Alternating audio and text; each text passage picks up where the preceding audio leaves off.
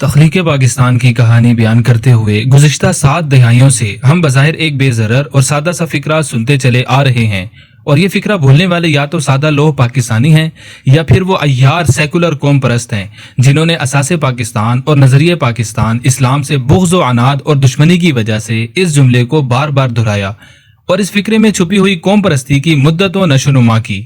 فکرہ دراصل اس وقت دنیا میں موجود قومی ریاستوں کی تخلیق کے بنیادی اصول کو بیان کرتا ہے، اس لیے لوگوں کو اس پر حیرانی نہیں ہوتی۔ حیرانی نہ ہونے کی ایک وجہ یہ بھی ہے کہ گزشتہ 2 صدیوں سے سیاسیات، سماجیات اور معاشرت کے علوم پڑھانے والوں نے کتابوں میں جس علم کا ذخیرہ کیا اور یونیورسٹیوں میں جو نصاب کی زینت بنا، اس کے مطابق کرۂ ارض پر بسنے والی قومیں رنگ، زبان، نسل اور علاقے کی بنیاد پر بنتی ہیں۔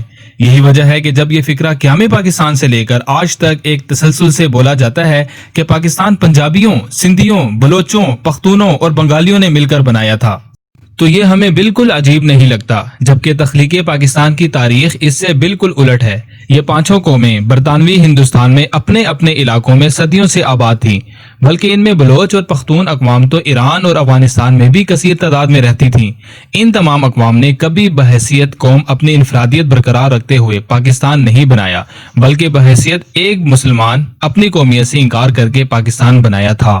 پنجاب اور بنگال میں تو وہ انتظامی لکیریں جو انگریز نے صوبوں کی صورت میں کھینچی تھی، مسلمانوں نے انہیں ملیا میٹ کر دیا۔ پنجابی اور بنگالی دونوں قوموں کے صوبوں میں مسلمان اکثریت میں تھے۔ برطانوی ہندوستان میں 1935 کے ایکٹ کے تحت بننے والی اسمبلیوں کے نتیجے میں بنگال کے پہلے وزیر اعظم A.K. فضل الحق تھے، جو 1 اپریل 1937 سے مارچ 1943 تک رہے۔ دوسرے خواجہ ناظم الدین تھے، جو 29 اپریل 1943 سے 31 مارچ 1945 تک رہے، اور تیسرے وزیر اعظم حسین شہید سہروردی تھے، جو 23 اپریل 1946 سے 14 اگست 1947 تک رہے۔ ان تینوں وزرائے اعظم نے اپنی بنگالی قومیت سے انکار کرتے ہوئے دیگر مسلمان بنگالیوں کی طرح مسلمان قومیت کا پرچم اٹھایا اور اپنے ہم زبان، ہم نسل، ہم رنگ، بلکہ کئی مقام پر ہم علاقہ بنگالی ہندوؤں کو خدا حافظ کہا۔ اسی طرح پنجاب میں بھی مسلمان پنجابیوں کی اکثریت تھی، اور 1935 کے ایکٹ کے تحت بننے والی اسمبلی کے پہلے وزیر اعظم سر سکندر حیات خان تھے، جو 5 اپریل 1937 سے 26 دسمبر 1942 تک رہے۔ پھر ملک خضر حیات ٹوانا وزیر اعظم پنجاب بنے، جو 21 مارچ 1946 سے 2 مارچ 1947 تک رہے۔ ان دونوں صوبوں کی انتظامی لکیریں انگریز سرکار نے خوب چلاکی سے نسل، رنگ اور زبان کی بنیاد پر کھینچی تھیں، مگر دونوں علاقوں کی مسلمان اکثریت نے اپنے ہی ہم قوم پنجابی سکھوں اور بنگالی ہندوؤں سے علیحدگی اختیار کی۔ اسی طرح خیبر پختونخوا کے مسلمانوں نے افغانستان میں بسنے والے مسلمانوں کے ساتھ جانے کی بجائے ایک ایسے ملک کے ساتھ رہنا پسند کیا جو صرف اور صرف اسلام کے نام پر بن رہا تھا، کیونکہ افغانستان تو احمد شاہ ابدالی کی افغان قومیت کی بنیاد پر قائم ایک نسلی بادشاہت تھی۔ بلوچ تو کئی ملکوں اور صوبوں میں تقسیم تھے، ایران، افغانستان، ریاست کلات، برٹش بلوچستان، سندھ اور پنجاب ان کے مسکن تھے اور آج بھی ہیں، لیکن ہندوستان کے بلوچستان، سندھ اور پنجاب کے بلوچوں نے بھی کبھی ایسے بلوچ خطے کے لیے آواز بلند نہیں کی جس میں ایرانی، افغانی، سندھی، پنجابی اور بلوچستانی بلوچ شامل ہوں۔ انہوں نے بھی بحیثیت مجموعی بلوچ قومیت کا انکار کر کے پاکستان کی مسلم قومیت کا صحرا سر پر سجایا۔ پاکستان کی تخلیق دراصل گزشتہ 200 سالوں کے سیکولر علم اور اس کی بنیاد پر قائم سیکولر طرز حکومت سے انکار کی علامت بنی۔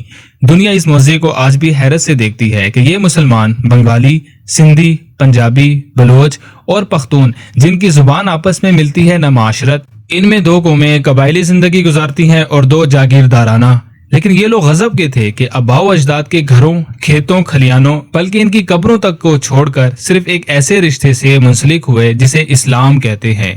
میرے ملک کے سیکولر مورخین نے اس تاریخی معاوضے سے انکار کے لیے اسے ایک علاقائی بندوبست اور باہمی اشتراک کے سیاسی خاکے میں فٹ کرتے ہوئے یہ نظریہ دیا کہ یہ دراصل 5 قوموں کا ایک عمرانی معاہدہ تھا جس کے تحت پاکستان وجود میں آیا۔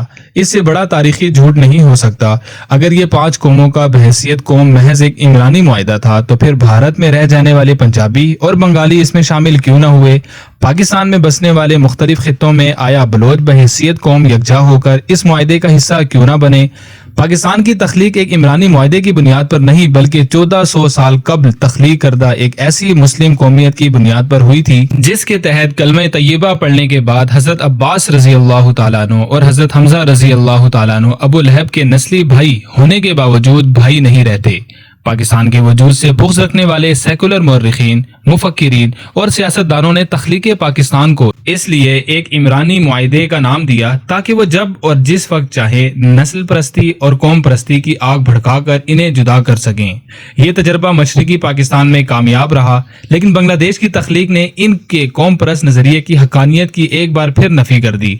बंगाली हिंदू और बंगाली मुसलमान 1971 में भी एक परचम तले जमा ना हो सके। दो कौमी नजरिए की बुनियाद पर सैयदुल अंबिया सल्लल्लाहु अलैहि वसल्लम के दीन मुबीन के तहत और मुस्लिम कौमियत की बुनियाद पर दिसंबर 1971 में एक और मुल्क वजूद में आया। आज भी मराकश से लेकर ब्रुनाई तक हर मुसलमान का दिल इस मुस्लिम कौमियत के लिए धड़कता है, लेकिन 1924 में आलमी ताकतों ने साजिश के तहत मुसलमानों को नस्ल, रंग, जुबान और इलाके की बुनियाद पर तकसीम कर दिया। यही वजह है कि आज दुनिया में मुसलमानों के अलग-अलग मुल्क नजर आते हैं।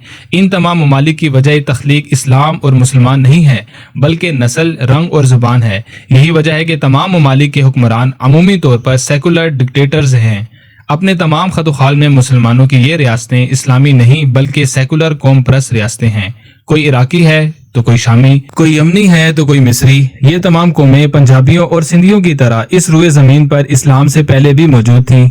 इस्लाम ने इन्हें सिर्फ एक पहचान की हद तक महदूद करके एक उम्मत वाहिदा में जम कर दिया था, लेकिन आलमी ताकतें मुसलमान को इस्लाम से कबल वाली कौमी तारीख पर तकसीम कर रही थी तो किसी ने पंजाबियों, सिंधियों और बंगालियों तक अपनी कौमियत से इनकार नहीं किया था। ऐसा होता तो ये मुल्क ऐसे तख्लीक ना होते। 14 अगस्त 1947 से पहले तारीख में पाकिस्तान नाम की कोई कौम पहले वजूद रखती थी और ना ही इस नाम की कोई कौमियत। पाकिस्तान और पाकिस्तानियत दरअसल इस्लाम है। अगर आज इस्लाम को निकाल दिया जाए तो पाकिस्तान तस्बीह के दानों की तरह बिखर जाएगा। हर रंग, नस्ल और जबान का दाना अपनी जबान, नस्ल और रंग में वापस खो जाएगा। ये अलग बात है कि इनके साथ वही सलूक होगा जो आज भारत के 25 करोड़ मुसलमानों के साथ हो रहा है। वो भारतीय मुसलमान जो बंगाली, पंजाबी, बिहारी, केराली, तामिल और दीगर कौमों से ताल्लुक रखते हैं मगर कोई नहीं मानता।